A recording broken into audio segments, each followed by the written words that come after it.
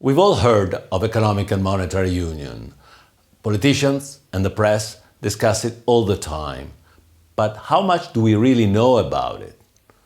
Most of us will recall the famous three words pronounced by the European Central Bank President Mario Draghi during the EU sovereign debt crisis, whatever it takes.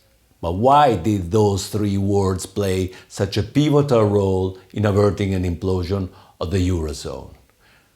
And I'm sure you've all heard of the Stability and Growth Pact and are aware of its role to maintain fiscal discipline in the European Union. But how does it work in practice?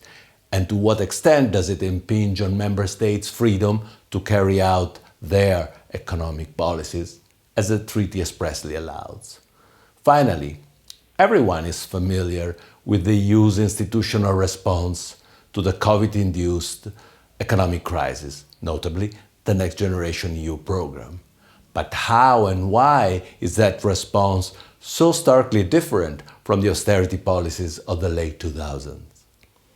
The answer to each of these questions is closely linked to economic and monetary union.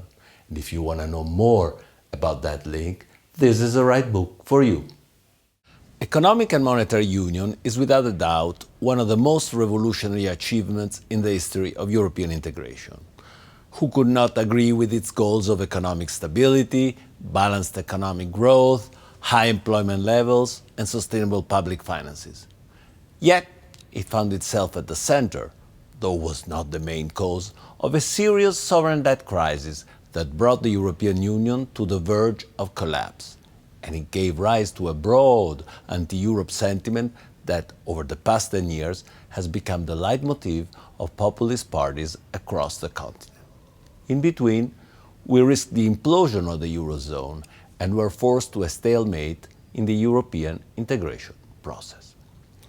But in the past year, the COVID-19 pandemic has brought on a new crisis and caused member states and EU institutions to rethink fiscal rules in order to strengthen the existing framework. So we can now rightly say that the next phase of European integration starts precisely where we left off, with the deepening of economic and monetary union. And this time, EU leaders are determined to show that they have learned from their past mistakes. I think this book will prove to be a useful tool for all those who want to familiarize themselves with the complex mechanisms of European Economic and Monetary Union. Not just students, but also journalists, legal practitioners, government officials, and policymakers.